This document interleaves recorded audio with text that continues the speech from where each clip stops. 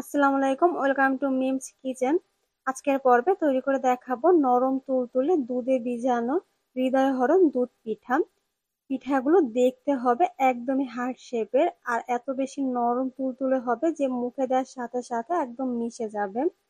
অতিথি আপ্যায়নে কিন্তু ঝটপট এই পিঠাটি আপনারা তৈরি করে নিতে পারেন। আশা করি আমার আজকের সিম্পল পিঠার রেসিপি আপনাদের ভালো লাগবে।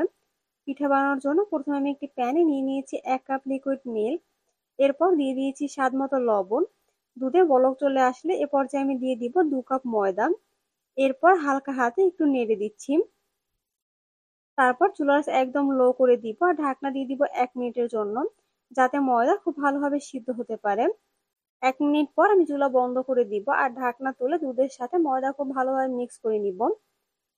এই ডো যত পারফেক্ট ভাবে তৈরি করতে পারবেন পিঠা কিন্তু তত বেশি পারফেক্ট হবে। সবগুলো আমি খুব ভালোভাবে মিক্স করে নিয়েছি। এখন গরম থাকা অবস্থায় একটি সরু ট্রেতে নিয়ে নিয়েছি আর এর ভিতর আমি দিয়ে দিচ্ছি একটি ডিম। এখন ডিম ও ময়দা খুব ভালোভাবে মিক্স করে নিচ্ছি আর এই ডোটাকে একদম কিন্তু গরম থাকা অবস্থায় খুব ভালোভাবে মথে নেবেন, তাহলে কিন্তু একদম স্মুথ হয়ে যাবে।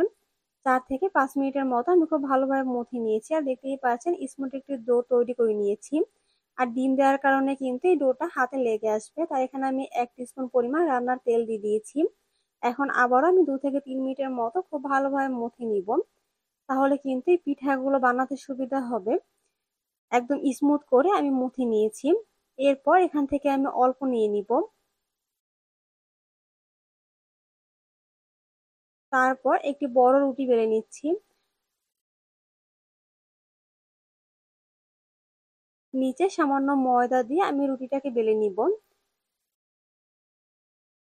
আর রুটিটাকে খুব বেশি পাতলা বা খুব বেশি মোটা রাখা যাবে না। একটি বড় সাইজের রুটি বেলে নিয়েছি আর রুটির পুরুত্ব ঠিক আমি এরকম রেখেছি। এখন এক সাইড থেকে আমি একটি পিৎজা কাটার দিয়ে কেটে নিচ্ছি। তারপর দুপাশ খুব ভালোভাবে আমি কেটে নিব। এটাই কিন্তু চার কোনা করার কোনো প্রয়োজন নেই। এরপর এক পাশ থেকে তুলে আমি এভাবে করে ভাঁজ দিয়ে দিচ্ছি। তারপর আমি অপর পাশে এভাবে করে ভাঁজ দিয়ে দিব। যেভাবে শাড়ির কুচি হয় ঠিক সেভাবে আমি এভাবে করে ভাঁজ দিয়ে নিব। আপনারা একটু লক্ষ্য করুন, তাহলেই কিন্তু বুঝতে পারবেন একদমই কিন্তু সহজ একটি ব্যাপার। আর খুব ভালোভাবে এভাবে সমান করে দিচ্ছি। আমার কিন্তু একটি রুটি খুব ভালোভাবে ভাঁজ দেওয়া হয়ে গেছে। এখন সাইডের বাড়তি অংশগুলো আমি কেটে নিচ্ছি। এরপর এটাকে আমি খুব ভালোভাবে চেপে দিচ্ছি, যাতে একটির সাথে একটি খুব ভালোভাবে লেগে যায়। এরপর নিচে পানি লাগিয়ে দিচ্ছি। তারপর দুই পাশ খুব ভালোভাবে চেপে লাগিয়ে দিব, যাতে এই পিঠাটা ভাজার সময় খুলে না যায়। দেখতেই পাচ্ছেন খুব ভালোভাবে আমি চেপে লাগিয়ে দিয়েছি। তারপর অপর পাশে এভাবে প্রেস করলেই কিন্তু হার্ট শেপে একটি পিঠা তৈরি হয়ে যাবে। দেখতেই পাচ্ছেন আমার একটি পিঠা কিন্তু বানানো হয়ে গেছে। আর পিঠাটি দেখতে কতটা আকর্ষণীয় লাগছে সেটা নিশ্চয়ই আপনারা দেখিয়ে বুঝতে পারছেন। আপনাদের বোঝার সুবিধার জন্য আমি আরো একটি পিঠা বানিয়ে দেখাচ্ছি। ঠিক এভাবে প্রথমে ভাঁজ দিয়ে তারপর উল্টো করে অপর পাশ পানি লাগিয়ে তারপরে খুব ভালোভাবে আমি লাগিয়ে দিব। অবশ্যই কিন্তু প্রতিটি ভাঁজ খুব ভালোভাবে লাগিয়ে দিবেন, যাতে পিঠাগুলো ভাজার সময় খুলে না যায়। আর যদি প্রয়োজন বোধ করেন তাহলে কিন্তু প্রতিটি ভাঁজের মাঝে আবার পানি লাগিয়ে দিবেন। খুব ভালোভাবে আমি চেপে পাশ খুব ভালোভাবে লাগিয়ে দিয়েছি। এরপর ভিতর সাইডে একটু প্রেস করলেই কিন্তু খুব সহজে একটি হার্ট শেপের পিঠা তৈরি হয়ে যাচ্ছে। সেম প্রসেস ফলো করে আমি সবগুলো পিঠা বানিয়ে নিয়েছি। এখন এগুলোকে আমি একটা সাইডে রেখে দিব। এখন দুধের শিরা তৈরি করে নেব। এই জন্য প্যানে নিয়ে নিয়েছি 3 কাপ লিকুইড মিল্ক। ফ্লেভারের জন্য দিয়ে দিচ্ছি দারচিনি ও এলাচ। এরপর দিয়ে দিচ্ছি হাফ কাপ চিনি, হাফ চামচ লবণ দিয়ে দিচ্ছি। এখন অপেক্ষা করব দুধে বলক আসার জন্য। দুধে যখন বলক চলে আসবে তখন এই দুধের শিরাটাকে আমি আরো 2 থেকে 3 মিনিটের মতো জাল দিয়ে নিব। কিন্তু এই শিরাটাকে জাল দিয়ে একদম বেশি ঘন করে ফেলা যাবে না, তাহলে কিন্তু পিঠাগুলো ভিজবে না। এরপর আমি চুলা বন্ধ করে দিব আর দুধের শিরাটাকে চুলা থেকে নামিয়ে একটা সাইডে রেখে দিব।